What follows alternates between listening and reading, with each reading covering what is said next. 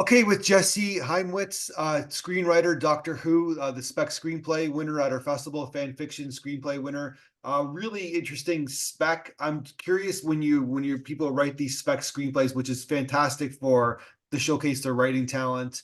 What is your fandom with the show? Like, are you a huge Doctor Who fan? You've seen every episode. I know there's a million of them.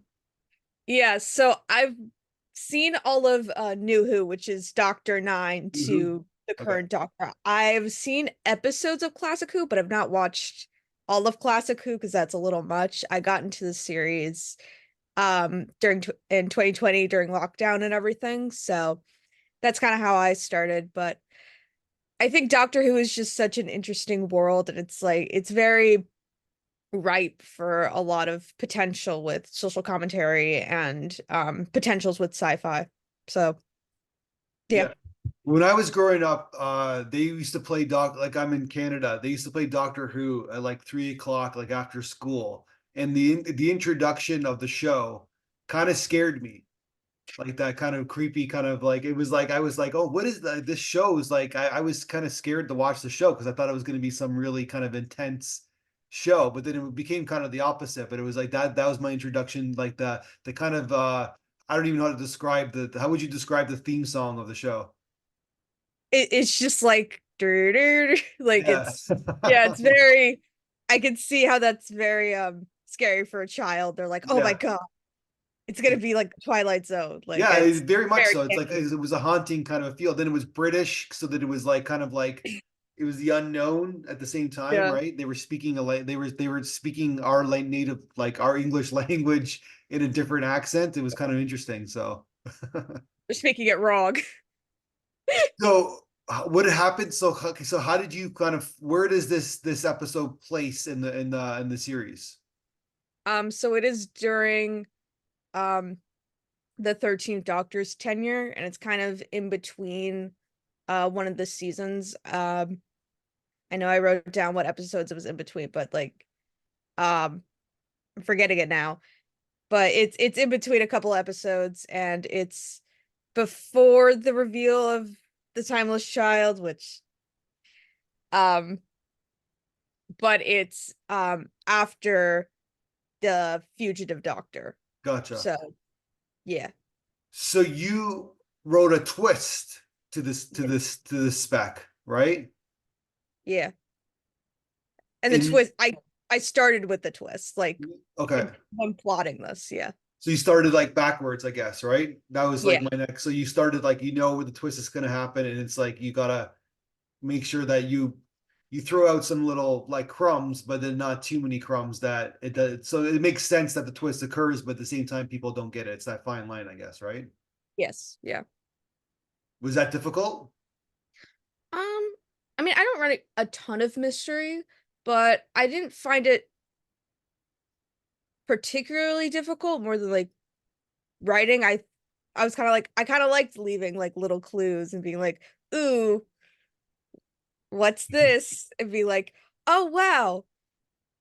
And like someone could look back and be like, "Oh wow, that makes so much sense now Yeah. why this character would do that."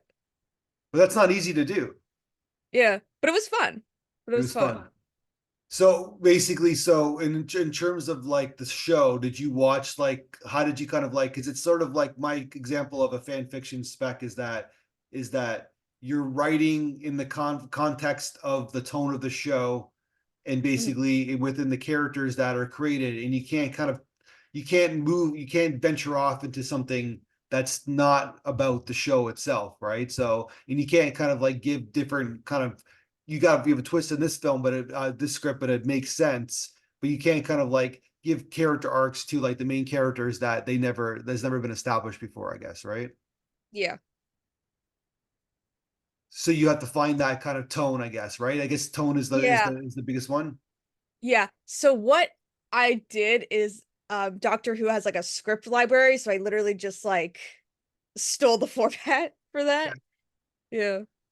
That's So that's smart. kind of so I had to the way I wrote the script is not at all in my style, the way I write scripts. So it was also kind of that I feel like that was one of the hardest parts too for me, where like it was writing something like because like my descriptions tend to be a lot longer. They don't tend to be like boom, but like that's kind of how Doctor Who writes scripts. So I have to be like, oh, I have to write it like that.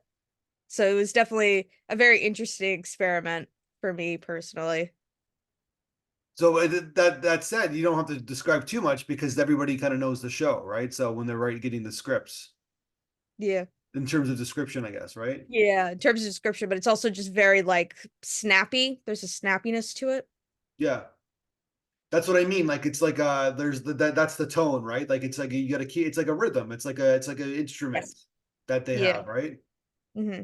A structure. So you Yeah. did you like so you read this, did you look at the script and then kind of watch the show within like the script? Like so you understood like what is Um, happening? I mean, I already watched the episodes, and Yeah. I just kind of like used the script as kind of like in a format, like Mhm. kind of like when you look at like a if you're writing a cover letter, you like look at a cover letter example, and Yeah. then you okay, I'll do this. So what so then basically so what was your motivation for writing the spec? So I just kind of thought it was a really interesting idea. I know the twist, she's a very popular character, and she's a character that a lot of people want to see again, and she kind of just had one episode and people are kind of disappointed with that. And so it was like it was kind of like, oh, this could be an interesting experiment because yeah, it's like when I saw it on Film Freeway, it was like the film festival was like 25% off, I think, or something like that. And so I was like, okay, this could be interesting for me. This could be because I never really wrote a TV episode before. I've written like I'm trying to write a TV pilot right now, but um yeah, I've never written TV before, so I was like, oh, this could be interesting because, expanding my writing skills and everything. And this is a interesting concept that I have in my head because sometimes I just get concepts in my head and I'm just like, I gotta write it down because the writers struggle, I guess.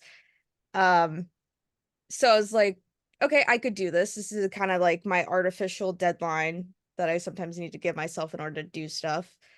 And so that's kind of how I got this idea. And I 13 as a character kind of, I feel like, you know, exploring that character too and the dynamic she has with her companions is something that I feel like could be explored more, and I figured I could do that through the script, kind of just like what I think of it, I guess. Yeah. And I feel like they could be very interesting characters, you know, So in the right. you so the festival motivated you to write the script. Yeah, That's pretty cool. yeah. And so then you just saw the deadline. You basically said, okay, I got to write it before this deadline. Well, it was like I I didn't do it the first deadline. I kind of did the second Yeah, deadline but still a because deadline, I guess, right? yeah, still deadline. Yeah. And then you submitted to us, and then you were talking now. You won. Yeah, no, I like kind of was like, oh, I didn't think it. Yeah, it was like, oh, I didn't expect anything to come of it, and then it did. That was pretty cool. I was like, when I got it, I was like, oh, okay, like this is one of the best scripts we've ever read. I was like, okay, That's pretty cool. So what yeah. else are you working on right now?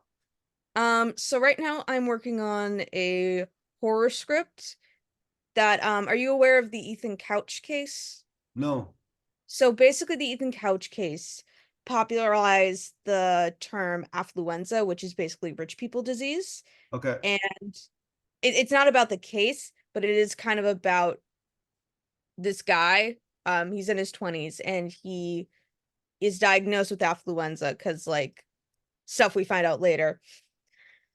Um, and basically he's sent to this like rehab center, and it's kind of like this gothic, spooky medical core type of thing. And another thing I'm working on is I'm working on a pilot for a sitcom, which is kind of like a workplace comedy, but in a theater. Gotcha. Yeah. So can people get actually like diagnosed as affluenza? I don't know if that's official diagnosis, but it Yeah. has been used as a legal argument. I'm not, sources kind of vary whether or not you can actually like it's actually a DSM-5 diagnosis. Yeah. Yeah, because it's sort of like it seems like just like someone's just being like I'm of course I can get you can get in trouble for saying this, but it just seems like someone just being selfish because they want money and possessions, right? So is that actually a disease? I don't Um, know. well, in the sake of the world, it's technically a diagnosis, but Yeah. it It's a disease for everybody else, but not for the person. yes. That basically, if that makes sense. Yeah, it's a legal argument. It's basically saying they're so rich they can't understand consequences. And that's the legal argument that's been used in a couple of cases, not a lot. I've done a little bit of Yeah. research. Has Yeah. it actually like worked when they use It's that argument? it's never gotten anyone acquitted, but Yeah. it has gotten reduced sentences, For which someone is just being completely oblivious with the rest of the world because they're yeah, fortunate enough to have material possessions. essentially, yeah. All right, that makes sense. So then they're born on third base. It's an American term, I guess. You ever heard of that term, born on third Yeah. base? Yeah. Yeah. All right. So that's a new disease, I guess, right? So, all right. No, it's interesting. It's an Yeah, interesting it is. kind of maybe it is. Maybe you never because you don't know the individual, right? They used to think that someone who was an alcoholic basically was like just weak because they couldn't stop drinking, right? But then now it's been psychologically proven that it's a disease, right? Like it's people are just like they can't stop, right? I don't know. I guess. Yeah. So things change, right, through the years, through the decades. But yeah, it usually starts from a law case. So I like it. There's something interesting there. Yeah. No, and it's definitely very much about at the end it is about being haunted by if I want one theme to be present, it's about what do we do? How do we have a society where people like that, people who don't understand consequences, people who do terrible things because they don't think like, oh, nothing bad's gonna happen to me. What do we do in that scenario? And I think I don't answer that question, but I want that question to be raised. Yeah, You know, exactly. That's cool. I think you're onto something. So when did you start writing screenplays? um, one of my so I've always wrote, but I thought I wanted to be an author, but I'm not good at writing prose. Um, and one of my professors, I had a writing for the media course, and one of our last assignment was a screenplay. We had to write the first act of a screenplay. And so my professor read it was based off um a book series that I wanted to do, and I might do as like a try to pitch as like a TV series at some point. And she read the first act of the screenplay and she was like, "Wow, this is amazing. You should do screenwriting." And I was like, "Yeah, I guess I am good at this." And so I started doing screenwriting. I've converted a lot of my short stories and novels that I wanted to start that I just never started into screenplays, and I've been doing that for a little bit, and it's really cool. And I've always been a very dialogue writer, Mm, so it's very like I just I kind of found my niche with that. I really like that snappy dialogue, that kind of like, dialogue that leaves stuff implied. yeah. Yeah. And it seems like you like doing it too. Yeah, no, it's great. Yeah. So you're on your way. So what do you like this is a great spec to like showcase agents and show that you can write. Are you interested in like getting like a writing for TV or what are you dreaming of? Yeah, I mean, right now I'm kind of just looking for whatever I can get. If I could write for Doctor Who, that'd be like a dream. Yeah. But I'm writing movie scripts. I'm trying to write a pilot. Um, right now I'm kind of just I'm actually gonna go to the my school has a program where we go to the Cannes Film Festival, so That's I'm so going to cool. that. Yeah, so hoping to find something there. But yeah, right now I'm kind of just looking for the right place. I don't really want to be niched in, you know. Yeah. What school is that you go to? The University of New Haven. Of New Haven, Connecticut? Yes. Okay, gotcha. So that's like Yale is like your big sister or like Yale is rival? like, oh, I don't know if I can say this. Can you All cut this out if you think that it's bad? Yale is like our father who abandoned us and we're the bastard children. right. Because we used to be a part of Yale. Gotcha. Yeah, I understand. I understand. Okay. Cool. Nothing wrong with that. Okay, so I'm gonna before I leave you, I gotta ask you a couple questions about your blog interview because I loved your answers. We asked you what you're passionate about, and you said pigeons. We abandoned pigeons. They used to be pets. You can still have them as pets in Colombia. Okay. They, pigeons are like, I think I'm gonna write a screenplay about this because pigeons are interesting because people think, oh, pigeons are dirty, but no, we Yeah. used to like it's the equivalent of like if one day we just decided we hated cats and just abandoned them to the wild. That's essentially what happened in the early 1900s with the invention of the telephone and the you know people being Radio. yeah radio that um yeah so like people were like, oh, I don't need a pigeon because pigeons used to like fly out and send messages and stuff. Like that was a real thing. Oh, And really? Okay. yeah, so once that stopped, people were like, oh, I don't need a pigeon. And then they were abandoned, which it's So, when but they're people were like, useful. I wrote it there. Like you're saying, dogs and cats are basically there for love, I guess, right? Yeah, they're there to give love to the owner. So yeah. that's their usefulness. But this was more of a practical use that the pigeons had I mean, it's kind of like horses a little bit too. Like if we abandoned horses, because like people use horses to like, you know, back in the day. Yeah. yeah. And as people still obviously have horses, but you know. It just evolved into something else. Our Yeah, use of horses. exactly. Well, cats used to be used to like catch rats and stuff, but yeah. Yeah. But now, yeah.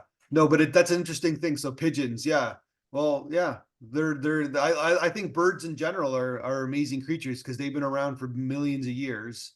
And I always look at them, I always hear them outside, and they always come, they are always fly above me, and I think they're laughing at us. I Mm. truly believe that birds are laughing at us because they're like, you guys have been around for 200,000 years and you think you own it, but you're gonna be dead, and like they think you're gonna be dead in a couple thousand years and we'll still be here. That's what I Mm. think the birds are saying to us.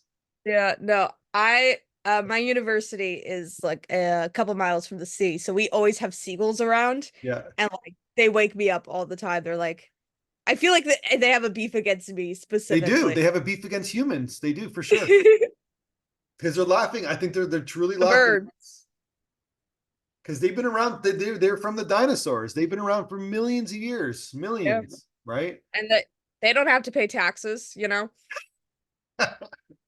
And then the artificial light now, they're like, what's with the artificial light that you guys have? You're screwing up our ecosystem.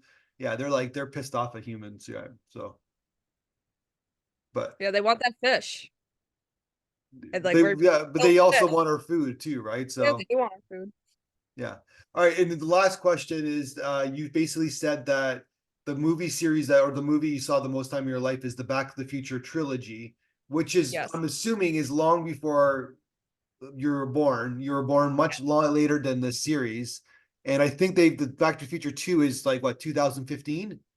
Yes. So what they predicted didn't happen. So what was your like it's a great trilogy. It's amazing, right? It's from my era, it's from my childhood. So but what makes you like it so much? So I was it was a rerun. I was with my family in this crappy motel. We were on vacation. I don't remember where. And we watched the first Back to the Future movie, and I was like, I'm gonna make this my entire personality for the next couple of years. And I did. I watched the whole series.